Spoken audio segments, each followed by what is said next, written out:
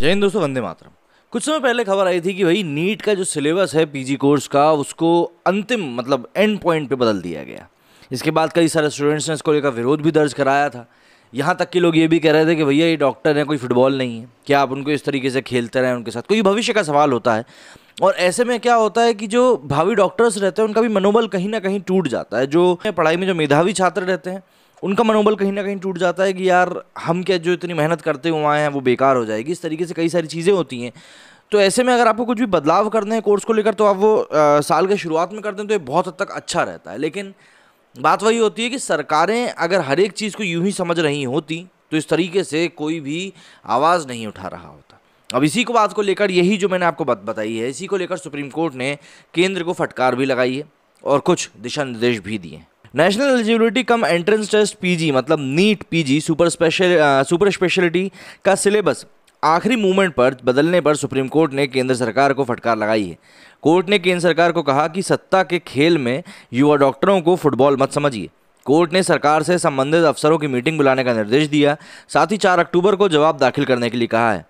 Justice D Y Chandrachud और justice बीवी नागरत्ना की बेंच ने केंद्र को फटकार लगाते हुए सख्त लहजे में कहा कि सत्ता के खेल में इन युवा डॉक्टर्स को फुटबॉल मत समझो। हम इन डॉक्टरों को असंवेदनशील नौकरशाहों की दया पर नहीं छोड़ सकते। सरकार अपने घर को दुरुस्त करे सिर्फ इसलिए कि किसी के पास शक्ति है, आप इसका मन मुताबिक इस्तेमाल नहीं कर सकते। ये स्टूडेंट्स के करियर का सवाल है। अब आप अंतिम समय में बदलाव नहीं कर सकते। जस्टिस चंद्रचूड़ ने पूछा कि अगले साल में बदलाव क्यों नहीं करते, मतलब कि इस साल ही क्यों बदलाव करना है, अगले साल क्यों नहीं कर सकते। तो इसके ऊपर मतलब कि युवा डॉक्टरों के साथ संवेदनशीलता से पेश आए। उन्होंने कहा कि राष्ट्रीय चिकित्सा आयोग मतलब एनएमसी इसको लेकर क्या कर रहा है। आप नोटिस जारी करते हैं और फिर पैटर्न बदल देते हैं। स्टूडेंट सुपर स्पेशलिटी कोर्स की तैयारी महीनों पहले से शुरू कर देते हैं। एग्जाम से पहले आखिरी मिनटों में इस कोर्स को बदलने की आखिर क्या ज़रूरत है। आप अगले साल से बदलाव के साथ आगे क्यों नहीं बढ़ते। अब ये पैटर्न बदलने का विवाद क्या है, ज़रा उसको समझ लेते हैं। दरअसल छात्रों का दावा है कि सरकार ने नीट पीजी सुपर स्पेशलिटी परीक्षा 2021 का सिलेबस परीक्षा के 2 महीने पहले बदल दिया। इसके विरोध में 41 पीजी क्वालिफाइड डॉक्टर्स ने सुप्रीम कोर्ट में याचिका दायर कर दी। स्टूडेंट्स ने यह भी दावा किया कि 2018 में पैटर्न सामान्य चिकित्सा से 40% और सुपर स्पेशलिटी से 60% सवाल का था, जबकि इस बार आखिरी मूवमेंट में ये बदलाव करके इसमें सामान्य चिकित्सा से 100% सवाल पूछे गए। 20 सितंबर को सुप्रीम कोर्ट ने राष्ट्रीय पात्रता से प्रवेश परीक्षा पीजी सुपर स्पेशलिटी परीक्षा 2021 के पाठ्यक्रम में आखिरी मूवमेंट में बदलाव को चुनौती देने वाली याचिका पर राष्ट्रीय परीक्षा बोर्ड मतलब एनबीई और राष्ट्रीय चिकित्सा आयोग मतलब एनएमसी और केंद्र सरकार को नोटिस जारी किया था।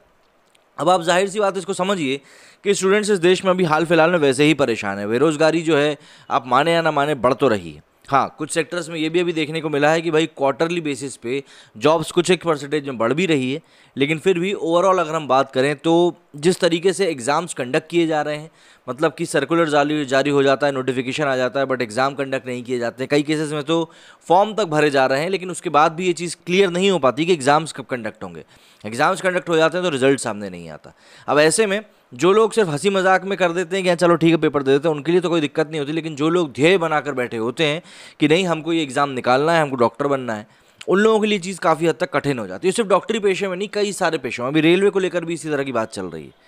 तो इसीलिए केंद्र सरकार को इस तरह की फटकार पड़ना सुप्रीम कोर्ट से कुछ हद तक सही भी है, क्योंकि इससे सरकार को भी समझ में आएगा कि भाई जो वो कर रहे हैं वो गलत कर रहे हैं।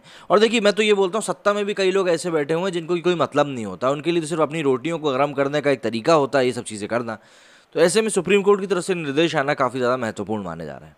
आप क्या कहना है इस मामले में मुझे कमेंट करके जरूर बताइएगा। मेरी स्टूडियो फिलहाल इतना ही। जय हिंद, जय भारत।